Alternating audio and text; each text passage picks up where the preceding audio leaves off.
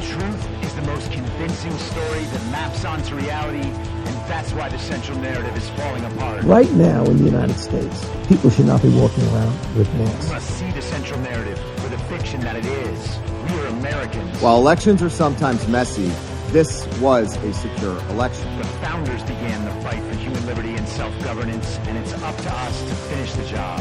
I'll tell you what, we are in a truth emergency right now. This is the end game.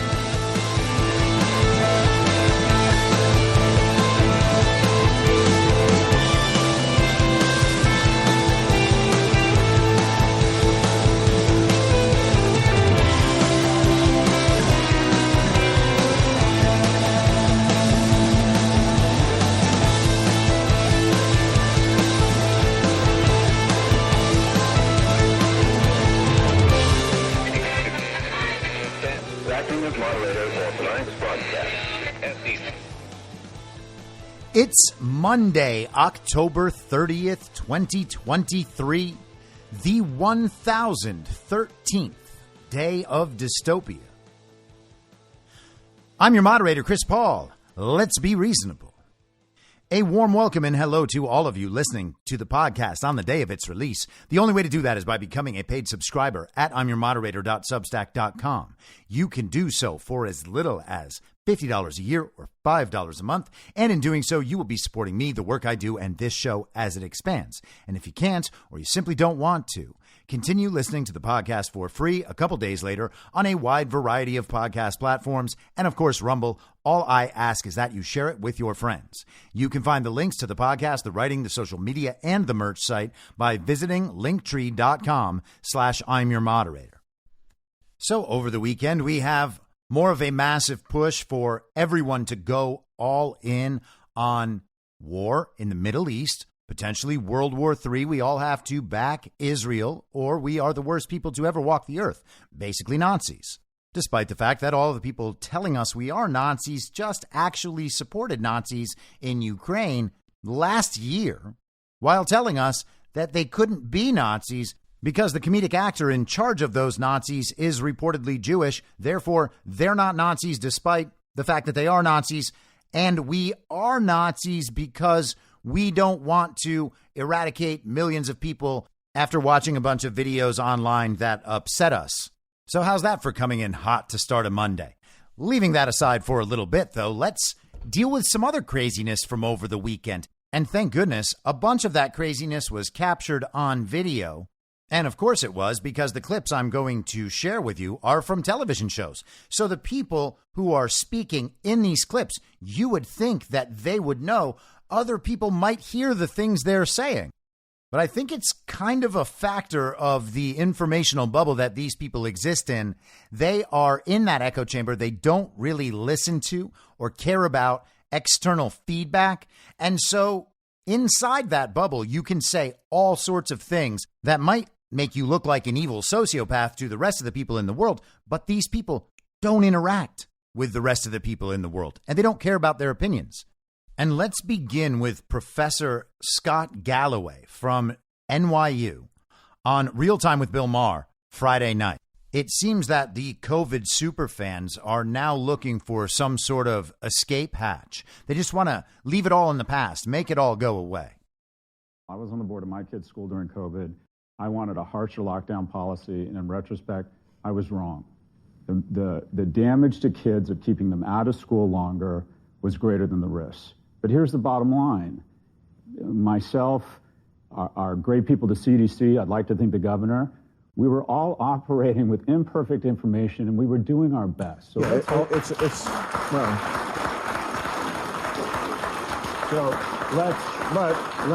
from it. Let's learn from it. Let's hold each other accountable. But let's bring a little bit of grace and forgiveness in the shit show that was COVID. Yeah. So that is an NYU professor, Scott Galloway. He is sitting across from former New York Governor Andrew Cuomo. And you might remember Andrew Cuomo from his daily press conferences while his state was the leading killer during the very deadly pandemic, especially in nursing homes who were affiliated with Andrew Cuomo, the politician. boy, they really racked up those COVID numbers. And of course, you remember all of the false flag stories that we had, like the bodies filling up mass graves at that little island off New York. And we had the dancing TikTok nurses and everybody ringing their little bells each evening to thank all the medical workers for putting their lives at risk, implementing the hospital protocol that, it turns out, killed nearly everyone on it. And oh, did they get rid of some old people at nursing homes. But thank goodness they were still able to vote. Scott Galloway mentions that he was a proponent of lockdowns for school children. And of course, he was also on board for the entire program. He was a COVID superfan.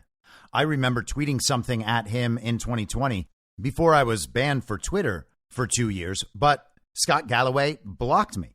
He wasn't the sort of person who was going to deal with any dissent when it came to his super fandom for the very deadly pandemic. He absolutely loved it. He went all in, full authoritarian. And check this out. I'm just going to play a bit of this clip, but this is Scott Galloway on with Anderson Cooper in August of 2021. Listen to how fully authoritarian this man actually is.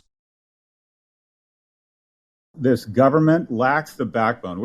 Government is a connective tissue, and occasionally they need to ask people and even demand that they do things for the wealth of the Commonwealth. And it strikes me as incredibly weak and a lack of leadership that we have not stepped up and demanded that our leaders ask that people take the most successful product in the history of mankind. The most successful product isn't the iPhone, it's these vaccines. On a risk-adjusted basis, in terms of what these things can do for you, the upside versus the potential downside and the cost, these are the most successful products in the history of mankind. And to think that our government has been so reticent, so weak around mandates, I think it's a failure, a huge failure of leadership that we have demonstrated in the past, and for some reason we don't want to do it here. It's also interesting that now it's really private businesses, it's corporations which are deciding and being more aggressive on this, and maybe that will have a real dent if people can't go to, a business or can't go to in order to work in their job, they have to have a vaccine. Is that a possible solution to all of this? It is, and it's disappointing. I mean, I've been arguing that big tech is basically our new government, that they've overrun government. They decide, we look to Airbnb to stop renting rooms to people who might be planning a second insurrection. We ask Facebook to stop misinformation from spreading. So these kind of have become quasi-governments that we lean on. To their credit, the internet has not only worked really well through this pandemic, but they have also kind of stepped into this void of leadership, and they are saying if you want to work here, you have to be vaccinated if you want to come to the office. My organization, NYU, is emailing everybody and say you have to be back full-time on campus and you have to be vaccinated. And I think that's a reasonable request. If you want to cash our check, we have certain standards here. So there you have it. He's in for the whole thing. He is happy that corporations are working as quasi-governmental organizations. Now, that is definitionally fascism that he is promoting in no uncertain terms. He's just flat out saying he wants the government and corporations to collude in forcing the American people to act in certain ways. He is happy that the tech companies are willing to censor people. He's happy that companies are mandating their employees be vaccinated or lose their jobs. He even just said he was happy about pressuring Airbnb to make sure that they would not rent rooms to people designated as Trump supporters because they might stage another very violent insurrection. Now, in retrospect, all of these stories have fallen apart, and Scott Galloway knows that, and he knew it the other night on Bill Maher. He would still support all these positions and say, well, maybe we went a little overboard, but that's just because we were in this world of no clear information. We were doing the best we could. That is his argument. We were wrong, but we were doing the best we could. And he links himself to Andrew Cuomo, the governor, who he's sitting across from, and the good people at the CDC. who have provably lied about the whole thing, who have been provably wrong at each and every step throughout this process to an embarrassing degree. But all of these are still the good people. All of them were trying their best. That's not true, though. It's not true, and no one would possibly believe this.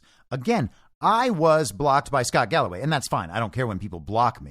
I truthfully can't believe that it doesn't happen more often with some of these people, because I'm going to say the things that are going to make them look as bad as possible. That is my goal. If you can make someone look bad by pointing out what it is they're actually saying, when you take away the buzzwords and you take away all the social cues and signaling, what you're left with, if that actually makes someone look bad, it's them. It's not me. I'm just pointing it out.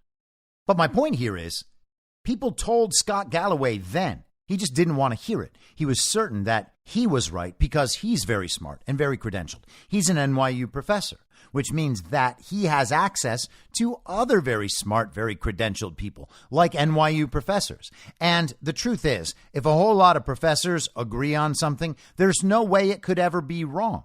That is actually what the Academy seems to believe about itself. They think that if they put something out there and all of their peers review it, then they have produced something valuable and true. Their peers reviewed it. Their peers said, oh, yeah, that sounds right. And then whatever they have produced becomes knowledge in the world. And in order to refute that knowledge, in order to replace that knowledge with new knowledge, well, you're going to have to come up with a bunch of new knowledge and then get all those same peers to say, well, actually, this new knowledge is better than that old knowledge. What a process of truth formation. These people were not doing the best that they could under uncertain circumstances. They were following an agenda that had been laid out in advance. It had been wargamed. They had done simulations and trial runs. They already had scripted out their messaging for every stage of the process. They had paid marketing and propaganda campaigns, including the use of celebrity and community and micro influencers targeted exactly at communities who might be in doubt, communities who might be especially susceptible to the messaging, communities of people who might then go out and spread that messaging. None of this was an accident. None of it was about not having the proper information. The proper information was out there. And the proper information was there aren't people dying, just falling over in the streets and dying at their homes. There are people going in, taking a test that we know doesn't work, and then being put on a medical protocol that will eventually kill them. And also, yes, people are getting sick from something, the same way that they normally get sick from other things. But even if COVID was as real as they say, and the virus was as real as they say, the infection fatality rate was still that of an average flu. So doing anything at all to disrupt economies or people's lives was overboard, unwarranted, and certainly not the sort of thing that you can just mandate. But it's even a little bit worse than that, because he's talking about destroying the development of small children. Lockdowns for children's schools, keeping them from learning, keeping them from the process of their socialization and social maturation. They missed out on all of that. And were told that they should just spend more time in front of a screen, on an iPad, with deranged teachers working from home. And then when kids finally started going back to school and getting back to some semblance of their normal lives, they were forced to wear masks and breathe in their own exhaust all day. Masks that we know don't work, masks that we know can be physically damaging from that, and masks that will prevent them, again, in a different way, from properly experiencing the process of that socialization. Scott Galloway is actually making excuses right there for his support of systemic child abuse. That is what actually happened in the real world. That was the net effect of the COVID protocols and the quote unquote mitigation strategies for children. That was collective systemic child abuse.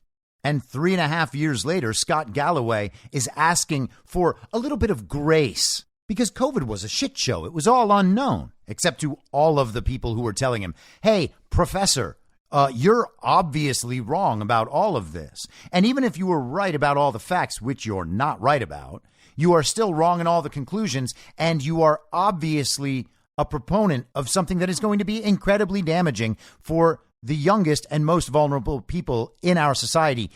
Aren't you committed as a liberal to protecting the most vulnerable? Well, we're talking about small children, and rather than protecting them, you are a proponent of collective and systemic child abuse under the guise of protecting them from something that cannot and did not kill any of them. There is still not a child's death anywhere that came as a direct result of the COVID virus. And even the supposedly good people at the CDC have been unable to testify otherwise. There is not an isolated COVID death among children. There just isn't. There are deaths in children recorded as being with COVID that people who like exploiting these sorts of things will call children's COVID deaths. But that doesn't actually make it true. It doesn't mean that any children actually did die from COVID. In 2020, Scott Galloway wrote a book called Post-Corona: From Crisis to Opportunity. And whenever crisis and opportunity appear next to each other like that, people naturally think of the idea, which isn't entirely correct, that crisis and opportunity were the same word in Chinese. Now, again, that's not correct, but you can see a play on that idea here. And of course, we have the long famous adages like you never let a crisis go to waste. Scott Galloway wrote a book about using the COVID pandemic as an opportunity. And of course, that was the theme of Klaus Schwab's book, COVID-19, The Great Reset. The world needed a great reset. The pandemic was the perfect opportunity from that. And of course, we heard about the Build Back Better agenda. Here is the description of Scott Galloway's book. The COVID-19 outbreak has turned bedrooms into offices, pitted young against old, and widened gaps between rich and poor, red and blue, the mask wearers and the mask haters. Some businesses, like home exercise company Peloton, video conference software maker Zoom, and Amazon, woke up to find themselves crushed under an avalanche of consumer demand. Others, like the restaurant, travel, hospitality, and live entertainment industries, scrambled to escape obliteration. Oh, hey, those were my industries that were obliterated. That's so cool. But as New York Times bestselling author Scott Galloway argues, the pandemic has not been a change agent so much as an accelerant of trends already well underway. In Post-Corona, he outlines the contours of the crisis and the opportunities that lie ahead. Some businesses, like the powerful tech monopolies, will thrive as a result of the disruption. Other industries, like higher education, will struggle to maintain a value proposition that no longer makes sense when we can't stand shoulder to shoulder. And the pandemic has accelerated deeper trends in government and society, exposing a widening gap between our vision of America as a land of opportunity and the troubling realities of our declining well-being. Combining his signature humor and brash style with sharp business insights and the occasional dose of righteous anger, Galloway offers both warning and hope in equal measure. As he writes, "Our commonwealth didn't just happen, it was shaped. We chose this path. No trend is permanent and can't be made worse or corrected." Why does he keep saying Commonwealth? It's like he thinks that we're owned by the British Crown or something. And we are we are most likely. We tell ourselves that we're not owned by the British Crown. That has to mean something, right? But hey, COVID, a crisis and an opportunity. It was an accelerant in trends that already existed. Now, how did all those trends exist? How were they just in place? Were people just naturally no longer wanting to go to restaurants and bars or to live entertainment? They didn't want to see concerts or sports. They didn't want to travel. They didn't want to stay at hotels. They didn't want to go on airplanes or trains. They didn't want to go to school. They didn't want to go to college. No. None of that is true. In fact, none of those were trends at all. Sure, people had reduced their tendency to go out and shop for consumer goods at physical locations with the proliferation of online shopping opportunities, but people actually still did like to go out into the world and enjoy themselves. And other people had jobs and careers in those industries that they actually valued, for their ability to help people put a roof over their heads and feed themselves. And Scott Galloway not only applauded as all of those industries died and those people had their financial lives destroyed and their lives destroyed in many other ways as well, he actually wrote books about why it was so good and so necessary. If you go to Scott Galloway's Wikipedia page and check out the early life section, you will see that Galloway grew up in Los Angeles, California. His father was a Scottish immigrant to the United States who worked as a sales executive. His mother, a Jewish immigrant from London, England, who worked as a secretary. So maybe Scott just does believe that we are part of the Commonwealth. And that wasn't the only deranged lunacy from Professor Scott Galloway on Real Time the other night. And again, while you listen to this, think about the fact that Scott Galloway exists in this informational bubble and that everything he says and is saying makes sense to people like him. It's not like this is the first place he's ever said any of these things. He's been saying these things consistently for years now. This is who he is. And among the people like him, the people who he's usually in communication with, all of these things actually make sense and are right, not only factually, but morally. Democracy, the pillars of that are one, the peaceful transfer of power. And this guy was an architect of trying to arrest that in a society that is secular. And when a guy gets this nod and says that God ordained it, I'm like, well, boss, whose God is that? Because this is the whole point here, is that we separate church and state, that we believe in the peaceful transfer of power. And the reason this guy is speaker is none of us had the time to read his resume and realize he's David Duke Light. Well, we did now.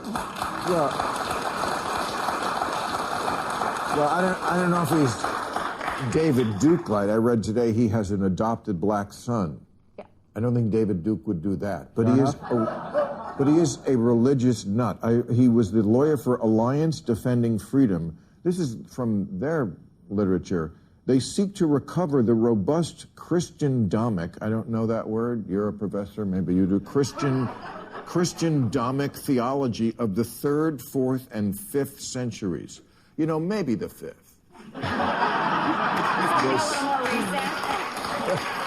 But the 3rd and 4th?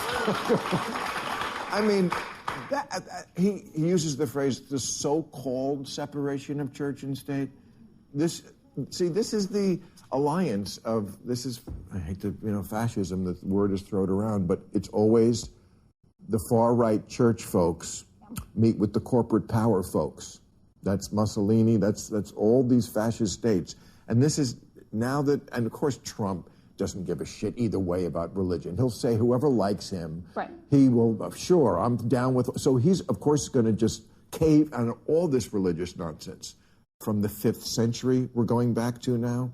So Mike Johnson is David Duke Light because he is a devout Christian, according to the guy that would like an apology for collective systemic child abuse that he promoted. And I'm not making that up.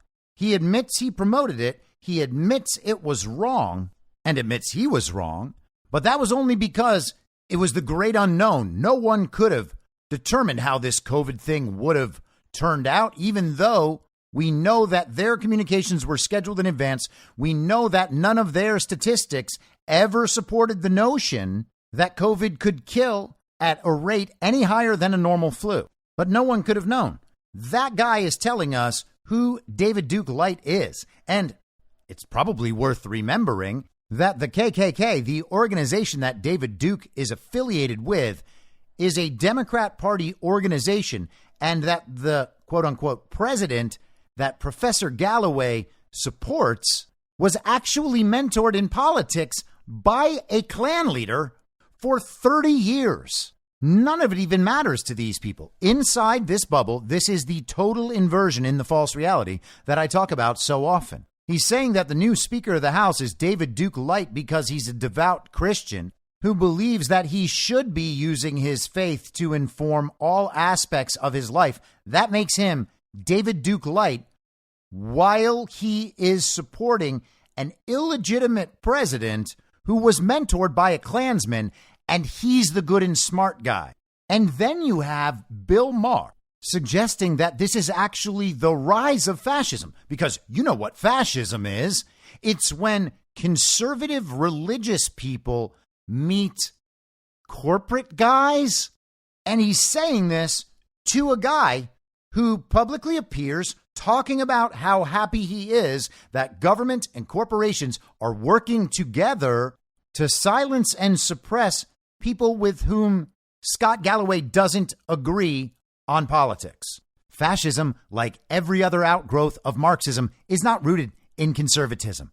Mussolini was not a right-winger. Fascism was not a product of nationalism. It is amazing how actual collectivists are always trying to convince everyone that the bad forms of collectivism are not their fault. In fact, they're the fault of the other people who are not practicing collectivism. They're only for the good kind of collectivism. And of course, there is no good kind of collectivism, which is why it always ends up this way. And they are always attempting to pull the old switcheroo. Now, let's move on from these deranged lunatics to some other deranged liberal elitists. This is the fake Vice President Kamala Harris addressing whether or not Joe Biden is alive and can run for president in 2024 on 60 Minutes, a nationally televised program. Now, I'm sure nobody actually watches it except for in clips online. But 60 Minutes used to, at one time, be a very popular news broadcast. Anyone who's ever watched the NFL on CBS during the late games always hears about how 60 Minutes will start right after the game ends. It's like a double serving of propaganda.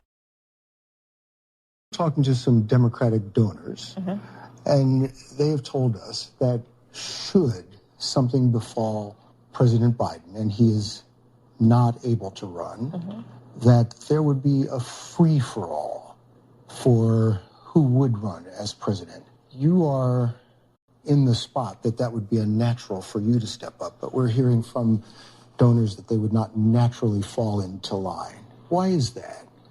Well, first of all, I'm not going to engage in that hypothetical because Joe Biden is very much alive and running for re-election. So but you do know, I mean, that is a concern and a legitimate concern, I would say. I hear from a lot of different people, a lot of different things. But let me just tell you, I'm focused on the job. I truly am. Our democracy is on the line, Bill. And I frankly, in my head, do not have time for parlor games when we have a president who is running for re-election. That's it. It's amazing how this keeps coming up in every major media interview done with Kamala Harris. What happens if Joe Biden can't run in 2024? And she immediately went to, well, he is very much alive. We can promise everyone that Joe Biden is definitely alive. And if he's alive, well, hey, that makes him the best choice among all the Democrat candidates for who is the most believable beneficiary of stolen elections. I mean, nobody's going to believe Gavin Newsom, not with what's happened in California and the fact that Californians can't wait to leave California. It's kind of a tough sell. And nobody's going to believe that cackling Kamala heels up Harris is going to run for president or could ever become president. People don't even take that possibility seriously. That is like a joke. And Kamala knows it's a joke, which must be very strange. She must have so many people just fanning her with palm fronds, telling her it's going to be okay. It's only those very stupid, uneducated, racist people who think that you are a national laughingstock. And not to dispel any of those rumors about her being a national laughingstock, she answers what the response will be to Iran. What's the message to Iran? Don't. As President Biden said, just don't. Exactly. One word. Pretty straightforward. So people who have botched every foreign policy and military issue that they have been even slightly involved with in the last 3 years, their message to the people currently making them look foolish and feckless on the world stage is don't. Now, speaking of Iran and Israel and what's developing in the Middle East, a very murky situation that is very, very hard to read. I think a lot of people are overreacting in a whole bunch of ways that I find very concerning, to be honest, and I've expressed some of that on the show. I do not pretend to be a Middle East expert, and it would be nice if all the other people who were pretending to be Middle East experts would stop doing that. And that includes the people who have led careers as Middle East experts. And one of the primary reasons for that is because the world is pretty clearly not as we were taught it was. Most of the foreign policy analysis that we're seeing completely ignores the fact that we are on the edge of, if not fully into, a multipolar world order. The international liberal rules-based order, the New World Order, the one world global order, all of that is fading into the background. It's, in effect, gone. And all of the foreign policy analysis that we are getting, even from the foreign policy professionals, is wrong for exactly that reason. It is all analyzed through the lens of that burgeoning liberal, one world, rules-based international order, blah, blah, blah. That is what we see from foreign policy experts. That is what we see from the analysts on both sides of the uniparty in our media. And it's unfortunately what we see from a lot of our MAGA allies, people who believe that they are committed to putting America first, now encouraging the death and destruction that might involve thousands, if not millions, of innocent civilians for watching some videos and reading some stories online that made them upset and confused. And I get it. To the extent that what we are seeing and reading is real, as in representative of a situation that existed in reality and is being described to us properly.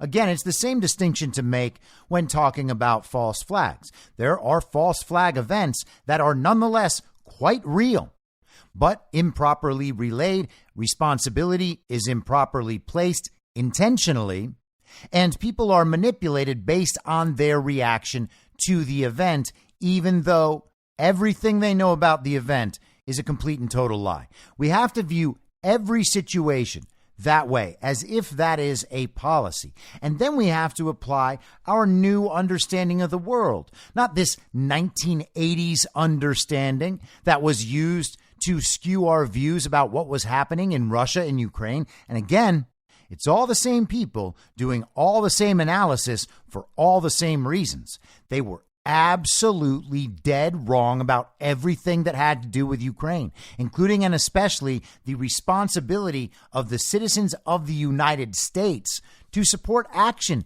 any action, over there. Apparently, we have not learned our lesson, and that is very unfortunate. People believe that this time the fake news is telling the truth, or this time they have done enough research to prove the unprovable in ways that can't prove something.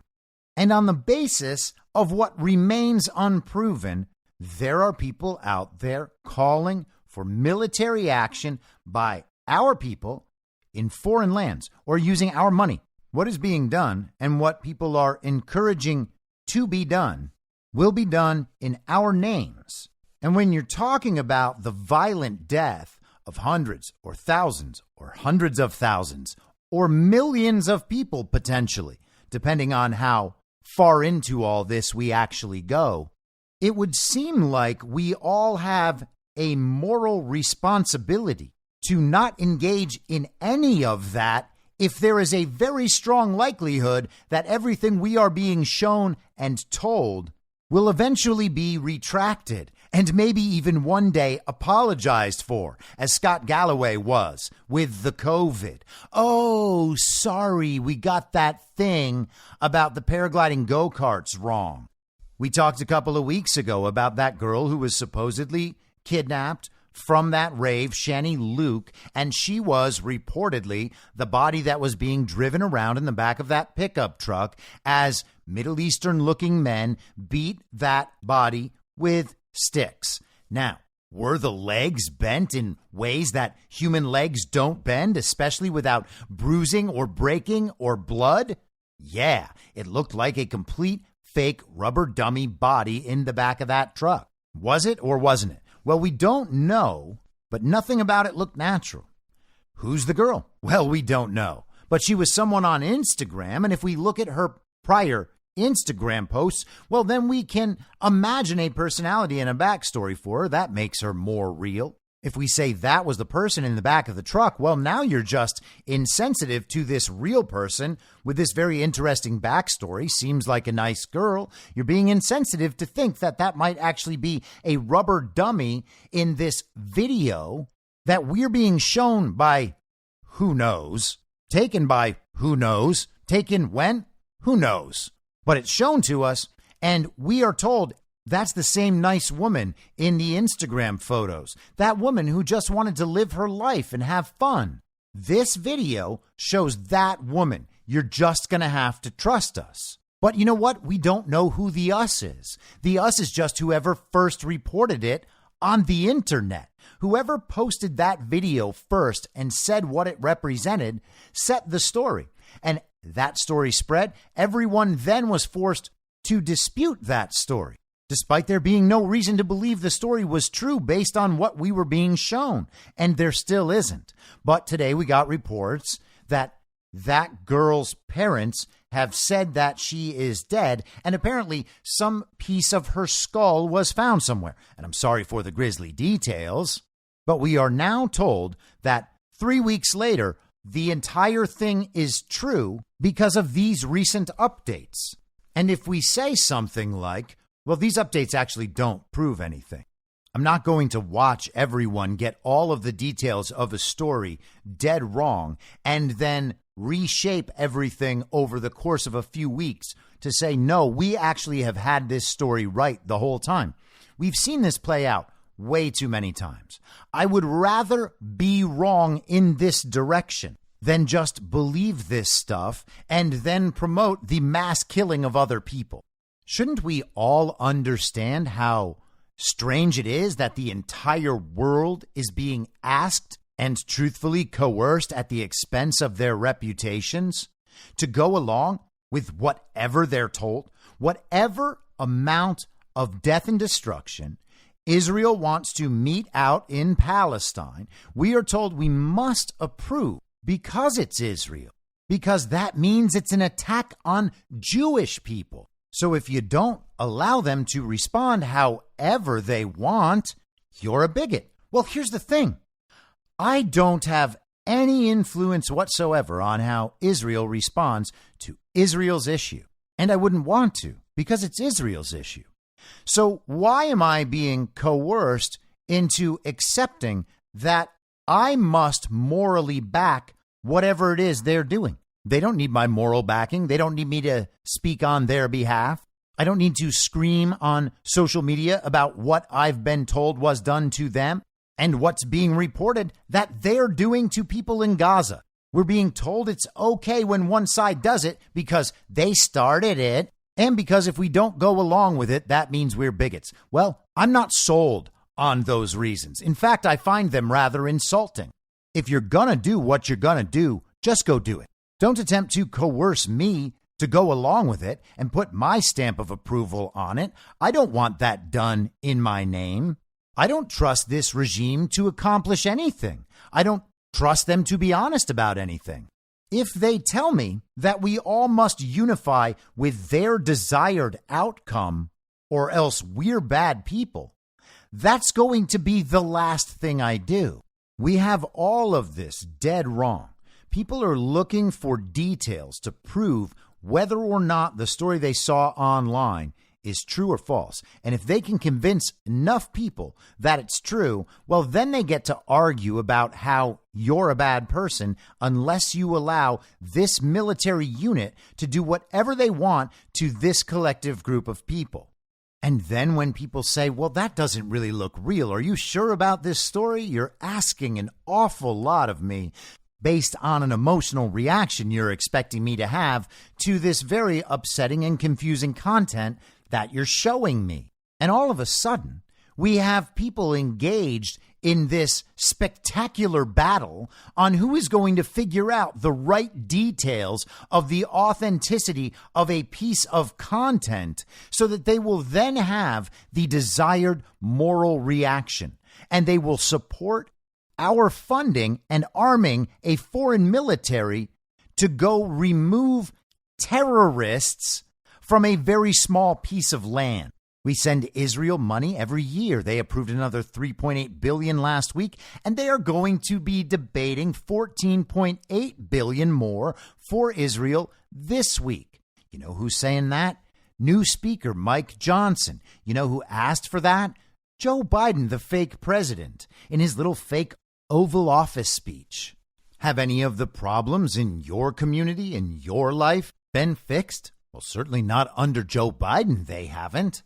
So why are we sending another $14.8 billion over to Israel? We are going to watch our unelected representatives vote for that and send money that is just a guarantee of our extended indentured servitude to support this foreign military in whatever acts of atrocity they might end up committing, by accident, to a collective group of strangers. And we're doing that because we are supposed to feel guilt by proxy for something that happened before we were born. We can't ever allow that to happen again. So once we've brought that point out, you have to do whatever we say.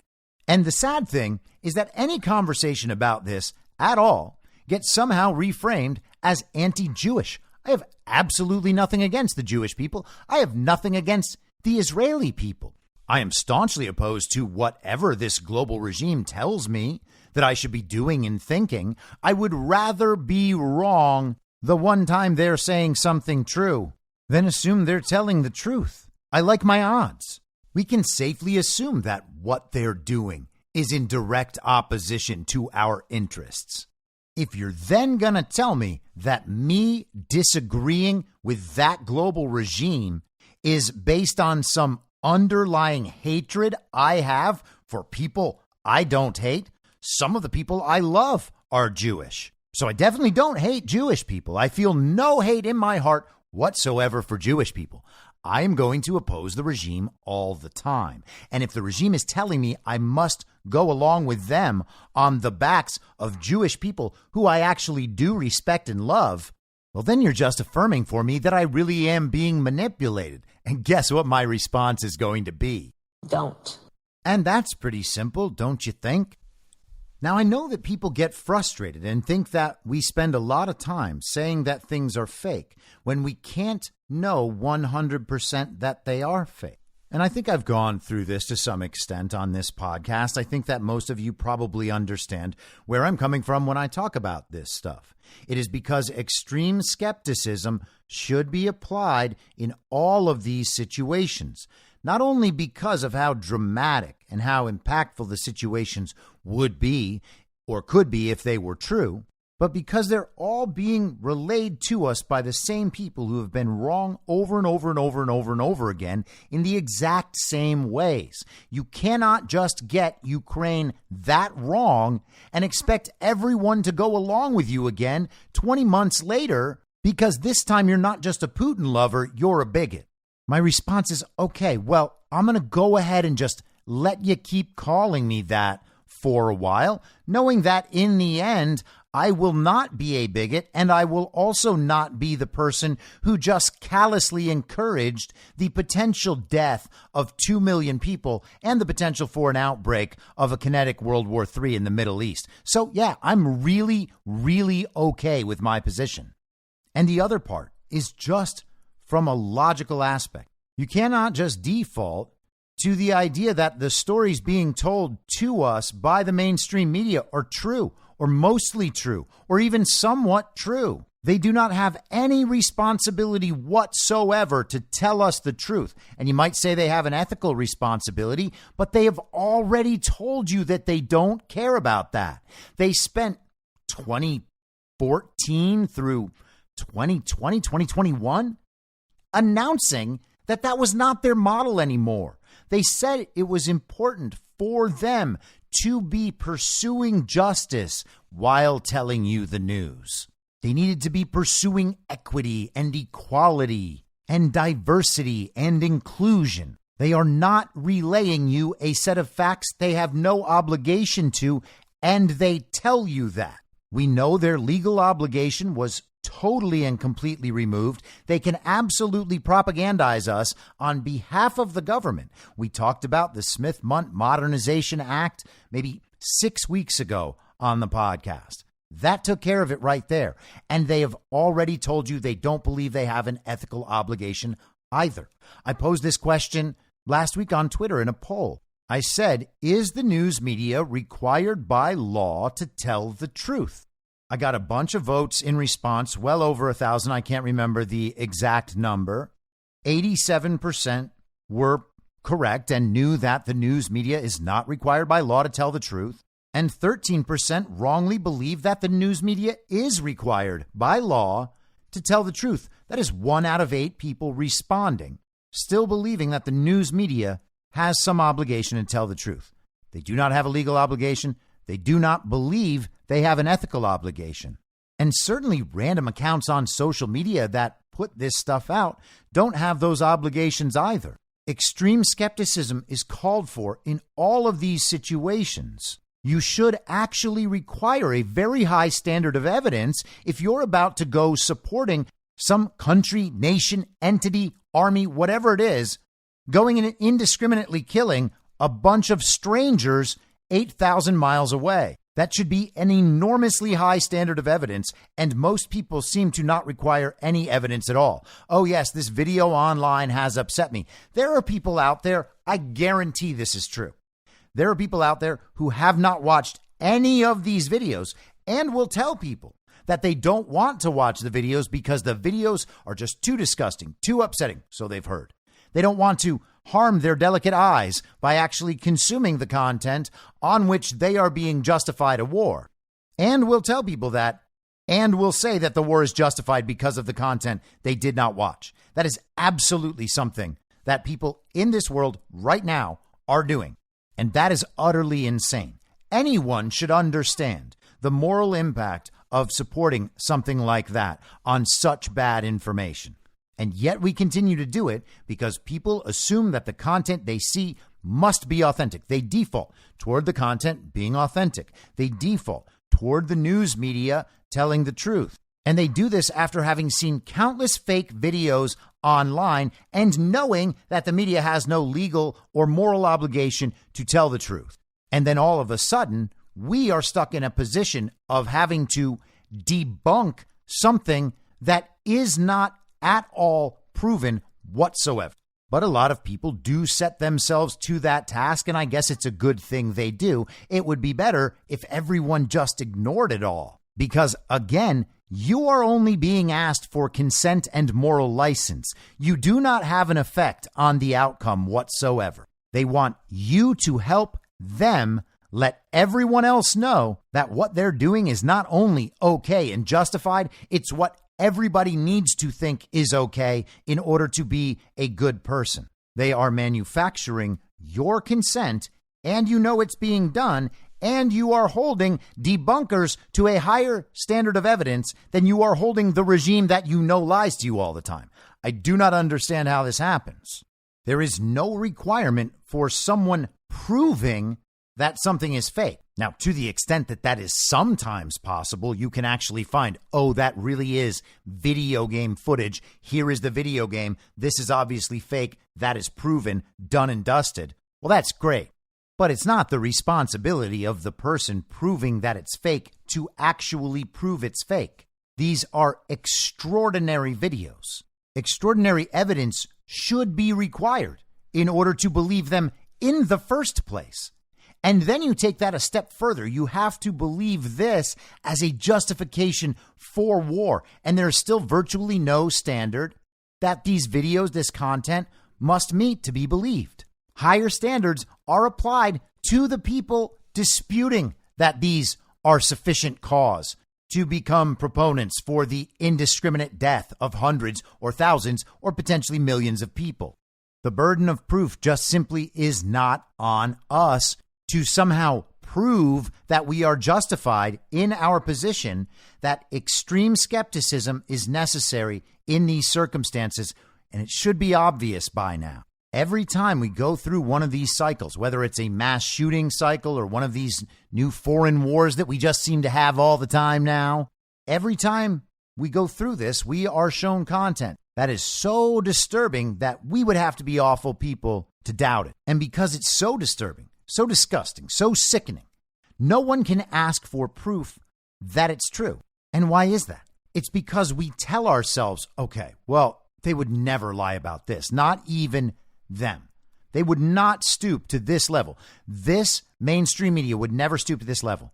These influencers online, they would never stoop to this. These people couldn't all just get this thing wrong for the same reason and because of the same cultural incentives and punishments. But they absolutely could, and that is a ludicrous thought.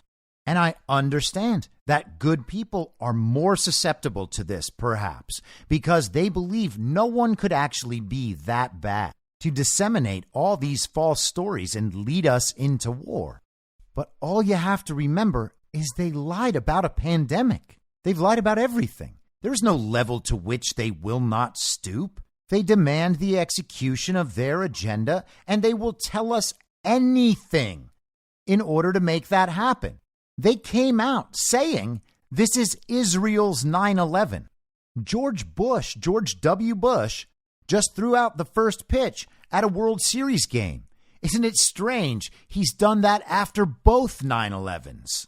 You don't believe they couldn't lie and manipulate us about Israel's 9/11? Well, hey, did you see our 9/11? Talking about the truth of 9/11, by the way, is not disrespectful to people who died in those towers, some of whom I personally knew.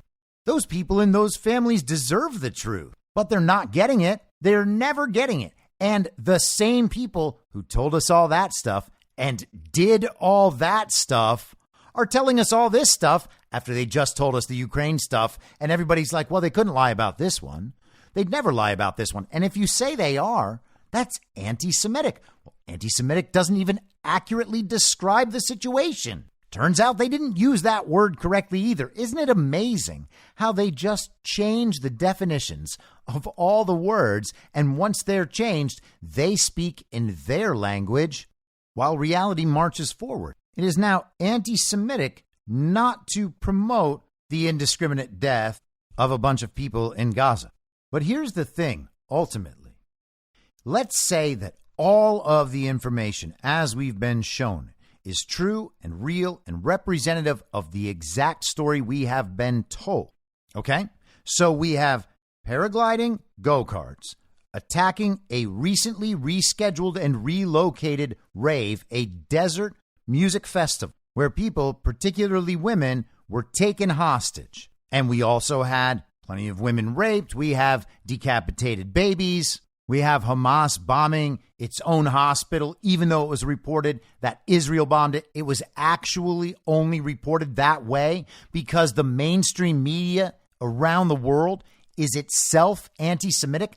That is the story, by the way, right now. They misreported that. Therefore, all of the Jewish-owned media organizations around the world are anti-Semitic. And again, I'm not making it up that they're Jewish-owned. They are. The regime has no problem calling people self-hating Jews or self-hating black people or self-hating women. This is something very common.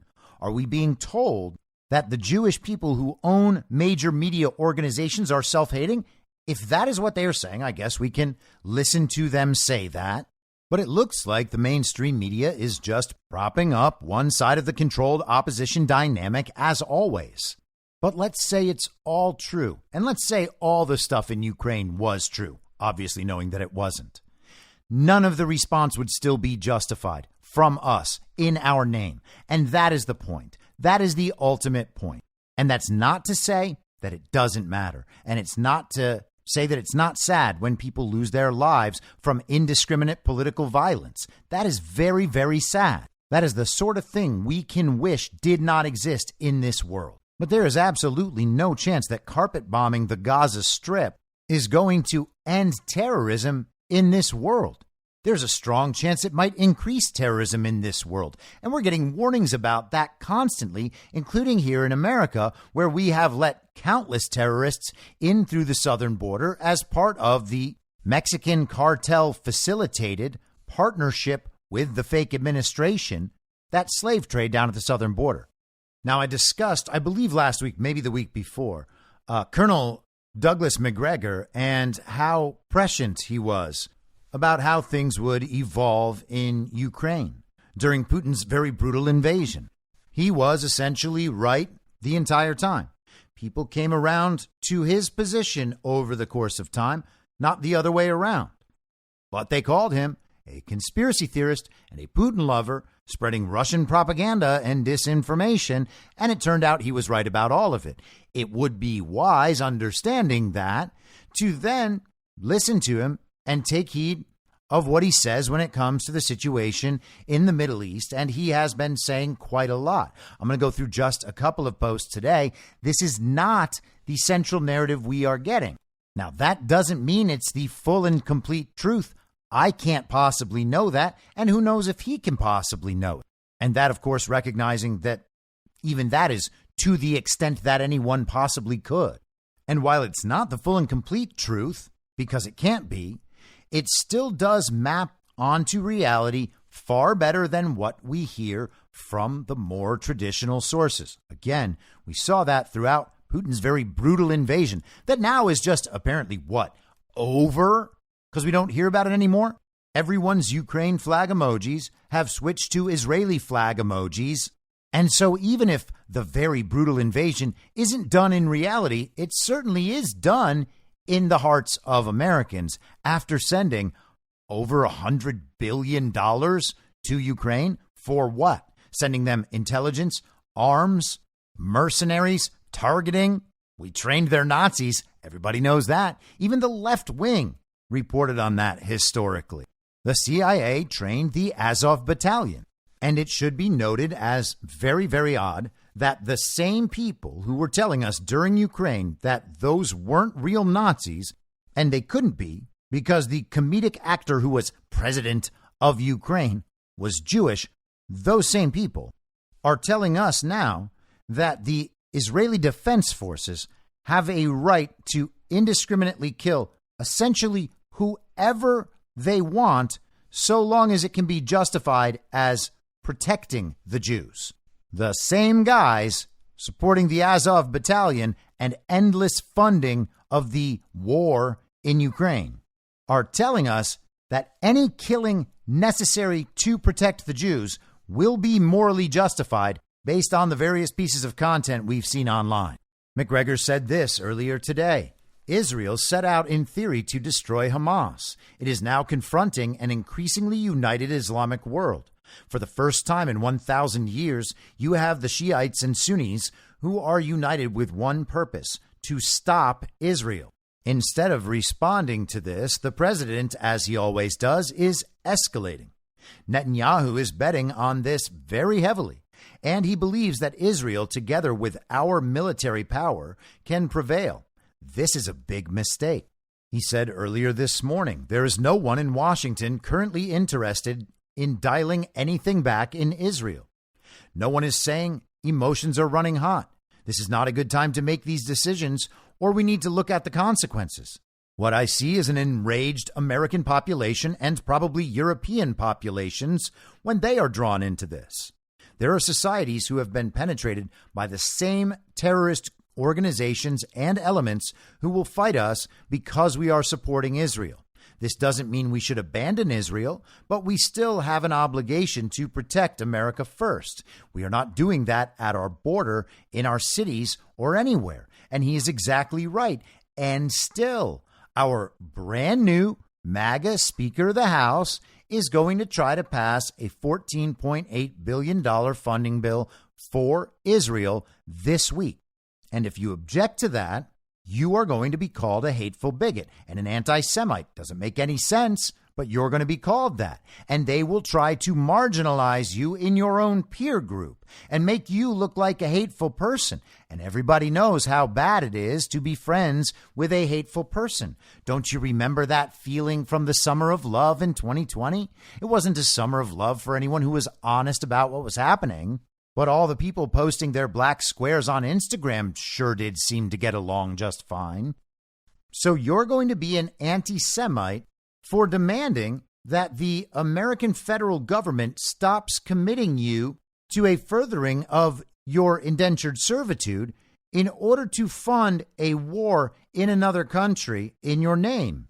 The American people have been quite clear that they no longer favor funding Ukraine.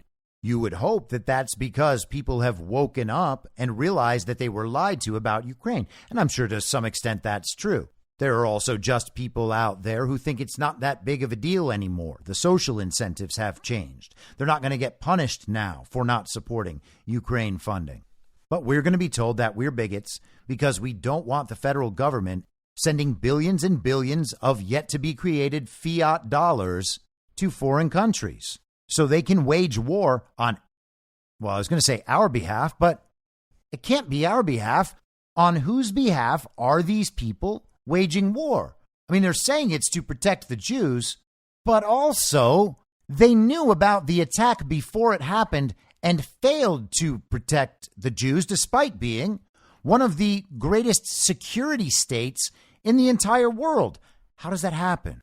And why does it become my responsibility? And why does it become okay to indiscriminately kill strangers 8,000 miles away in my name?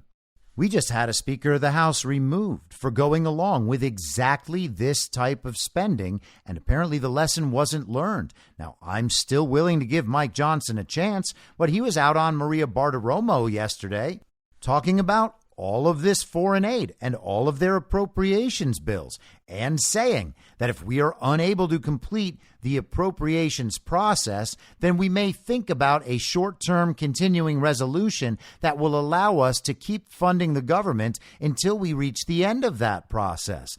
Well, what happens after they blow through that November 17th deadline? Well, then they come back between Thanksgiving and Christmas and try to pass an omnibus spending bill on an up or down vote, which is what we've been talking about the whole time. They might even think about extending it into January so they can just forget about it during that whole holiday period. They might extend it to April. But hey, if they get the omnibus spending bill, they can just spend money throughout all of next year without ever having to put these single subject appropriations bills up in front of the American people and have them voted on. They'll get all of their agenda funded without doing any of the things that they promised Republican voters and promised the American people they would do. They are still absolutely on track to do that. And I said plenty of times in the lead up to the speaker discussion that no speaker was the best speaker. All they could possibly do was pass spending bills that would be approved of in the illegitimate and Democrat-controlled Senate and the illegitimate fake administration. And what are we staring at? But I know. It sure does feel better to get screwed over by someone with a little R next to their name and someone who speaks our language about social issues and religion. And again, a lot of people say Mike Johnson's a really good man, some of whom know him personally, and they might well be right. But is he a good enough man to stand up to this global regime and do his job on behalf of the American people? Or are we going to get business as usual? Because the business as usual thing has a tendency to override that very good man thing. People still tell me that Chip Roy is a very good man. You are about to be told that you are a bad person for failing to go along with the commitment of $14.8 billion to Israel to help them deal with this problem that exists over there in whatever manner they choose for however long they choose. All of that will be funded by us and done in our names. And who is going to get mad at us? Who is going to attempt to punish us socially? Well, it's GOP establishment and elite media and influencers online. The very same people who told us that supporting Matt Gaetz as he got rid of Kevin McCarthy was a very bad thing that made us very stupid and very unserious. We were very, very, very bad people, and Matt Gaetz was the very, very worst person. You're going to see the same tactic used against you, against me, against MAGA, because we are going to be the people out there saying this foreign aid should not be sent. This should not be passed. You guys have been taught this lesson, or should have been, many times by now, and you aren't listening. The answer's no. We're going to be attacked in every way imaginable. Why? Because the regime needs the commitment of the American people, of the American labor, the extension of indentured servitude so they can keep creating value with the fiat currency they create from nothing. And again, we're not in the unipolar world anymore. We're already in the multipolar world. They have no future in that multipolar world. They are now the weakened party. They are not the party in power. And you can feel happy about that or sad about that, good about that or bad about that. It doesn't matter because it's still happening. And you don't get extra credit for pretending it isn't and analyzing it that way, except from the regime who needs that sort of support and propaganda on its behalf. They need people out there repeating the slogans, and people are just happy to do it. I feel like I've been stressing this quite a lot, but we are in a legitimate information war here, and you don't win an information war by consistently taking on the enemy's narratives about everything.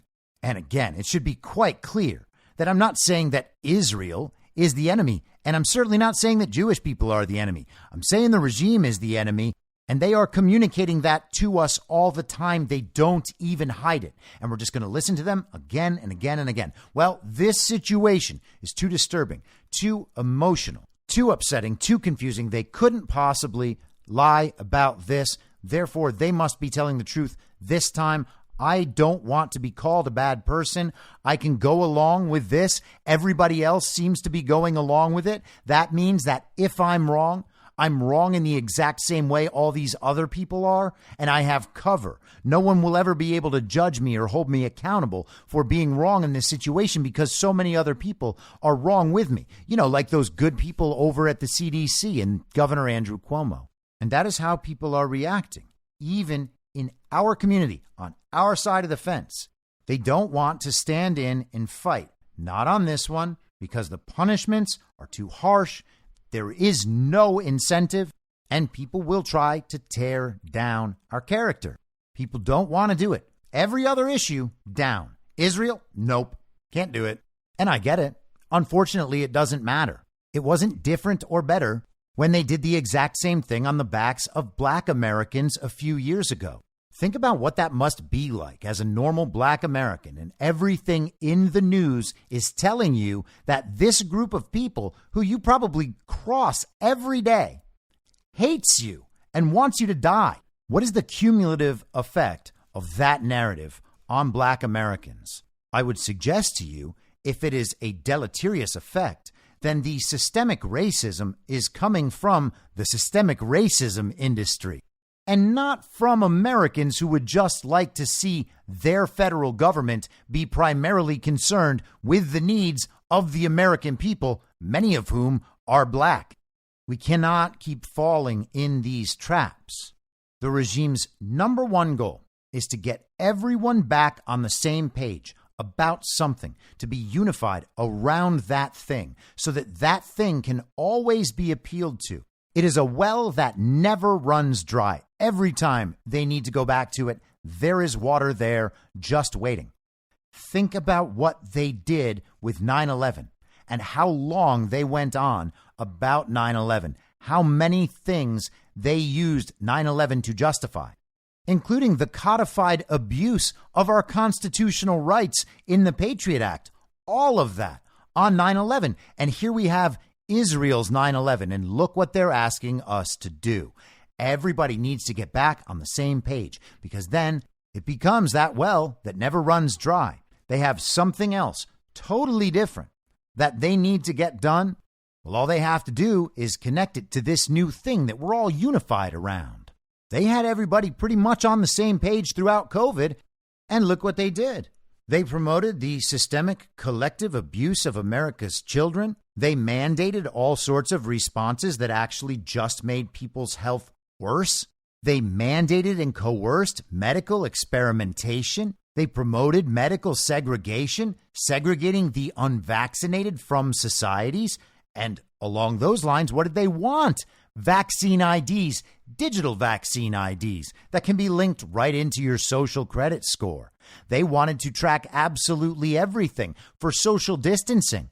They wanted red zones and green zones on where people could go. And they actually did some of that in China. Did any of that save lives from the very deadly coronavirus? No, it certainly did not.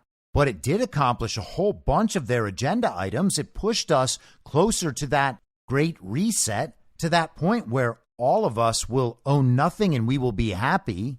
It enriched all the people involved with the promotion of that agenda. They all seized power and worked directly with governments to increase the power of both. And they did it all because they were able to get the majority of people on the same page. Or at least they were effectively able to market the image that the majority of people were on the same page, their page, going along with their agenda when it came to COVID.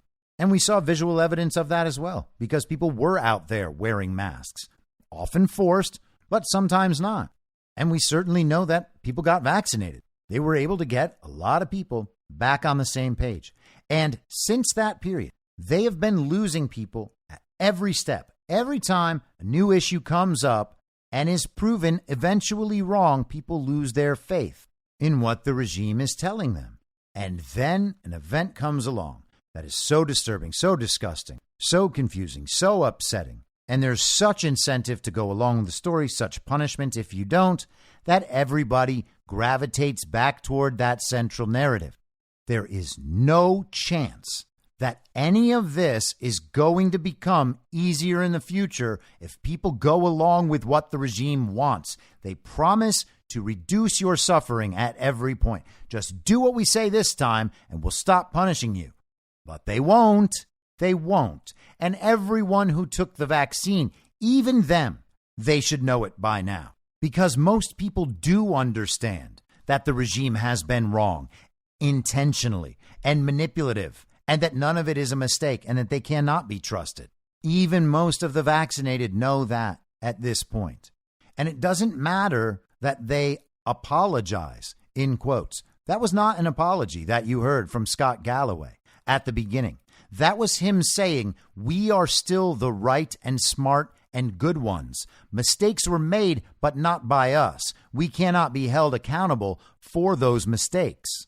It sucks that we made them, but you're all just going to have to get over it. We are still in charge, so it doesn't matter what you think.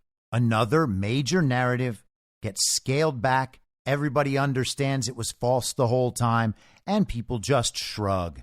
Now, I'm not telling you what to believe. That's not my responsibility at all. You need to determine for yourself what you believe. And if you don't want to look at the stuff and you don't want to determine for yourself what to believe, that's okay too. You're allowed to believe nothing about the situation. But I would suggest that it might be wise to hold back from advising any sort of course of action or putting your moral weight behind some course of action, knowing how consistently the people demanding that action and demanding your support get that stuff wrong on the most important subjects all the time on purpose.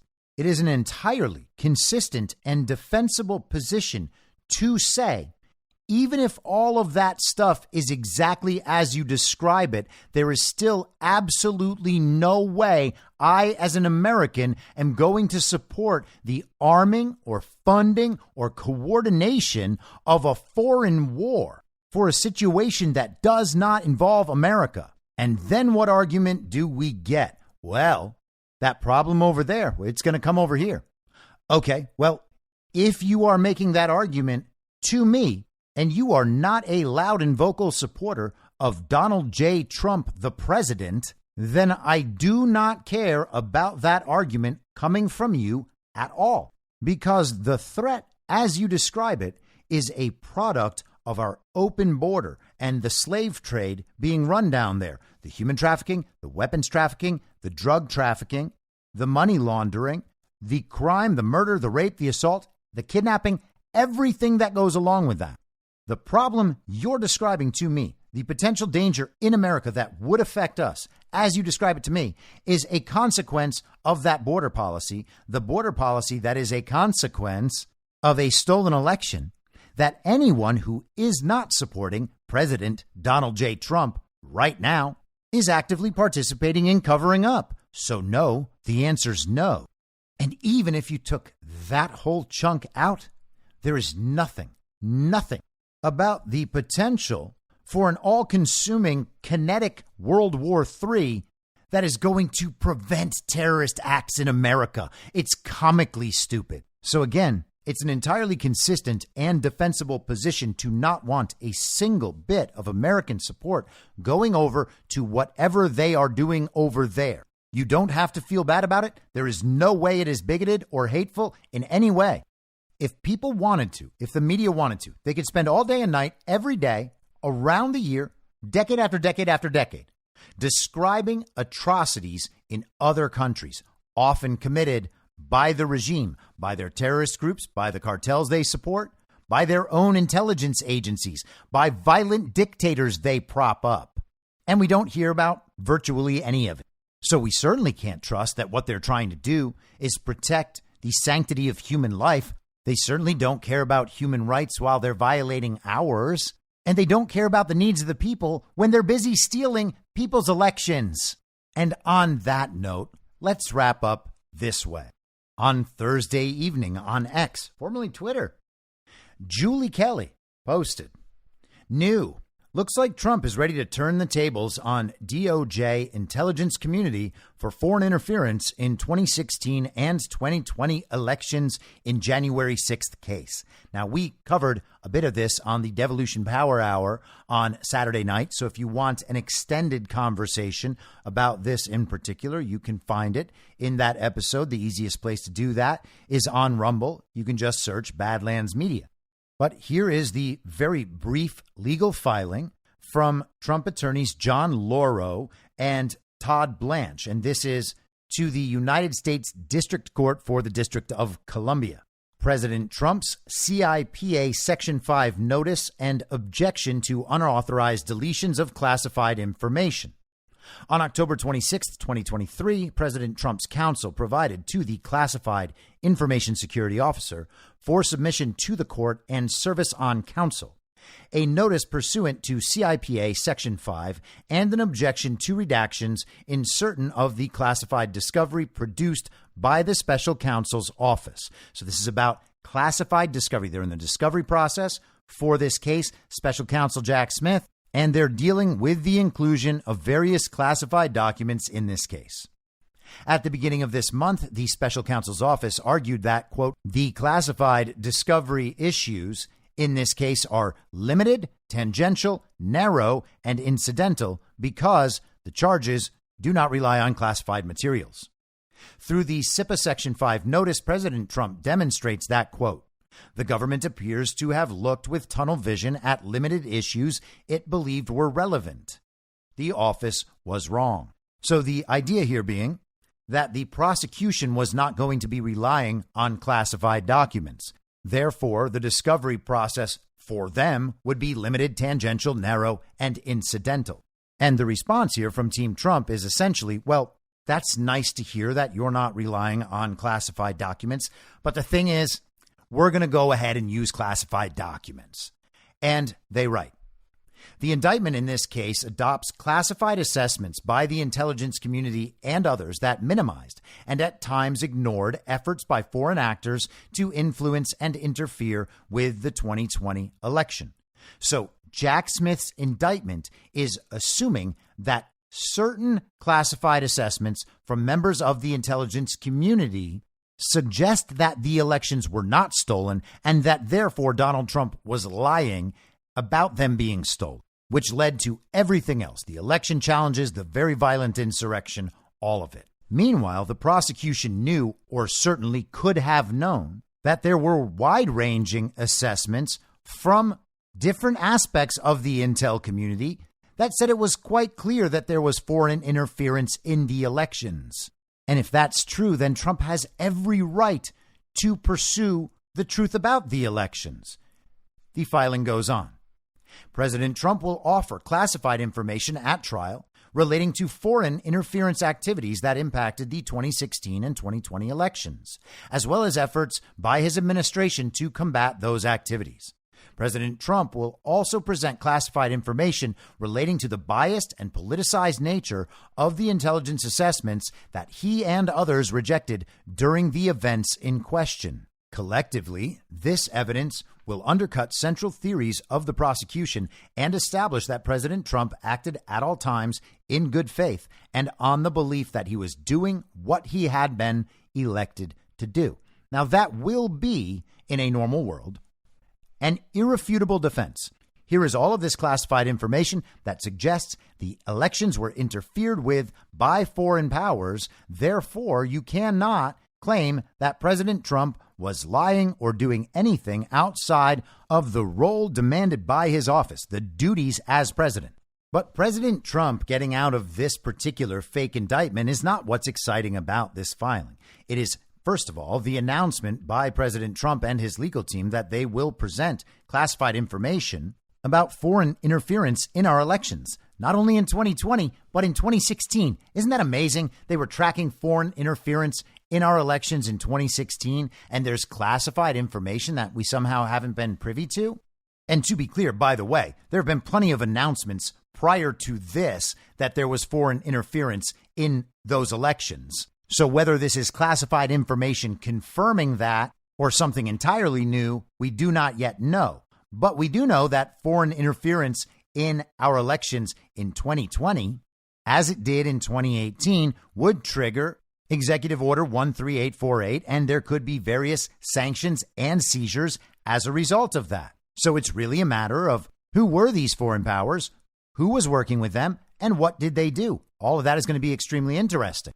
And we know that this was true for the 2018 midterms as well, and we can speculate, I suppose, over why that was not included here. Maybe they're just keeping it specifically to Donald Trump's elections.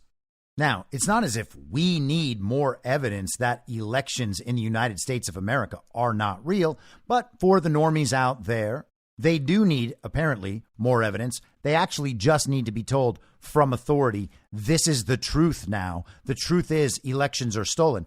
But even without that, 2/3 of the country is already there. So that is reassuring. But think about this. What would have happened if the regime hadn't been able to get enough of our country on the same page about our elections? Think about what they did to Donald Trump just to be able to convince people that Trump could have lost to Joe Biden. Not only did they need to steal the election and report ridiculous vote totals and a ridiculous outcome, they needed all of that stuff done against Donald Trump just to make any of it believable. And these are the exact same people trying to get us all back on the same page right now. Just say no. It doesn't matter what the details are. The answer is no. I'll be back tomorrow at the same reasonable time on the same reasonable podcast network. I don't have a network. Masks and lockdowns don't work.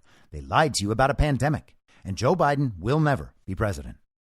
In my mind, that's the end game.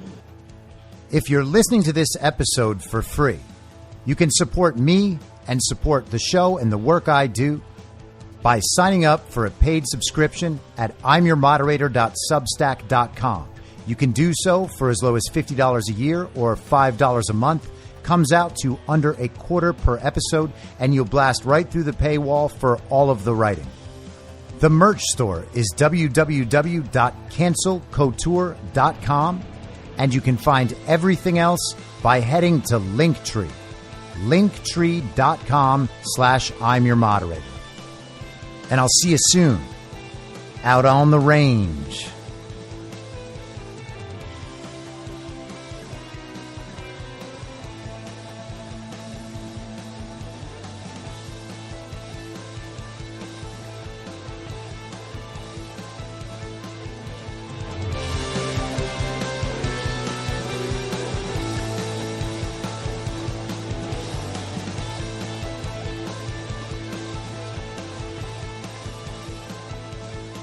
It's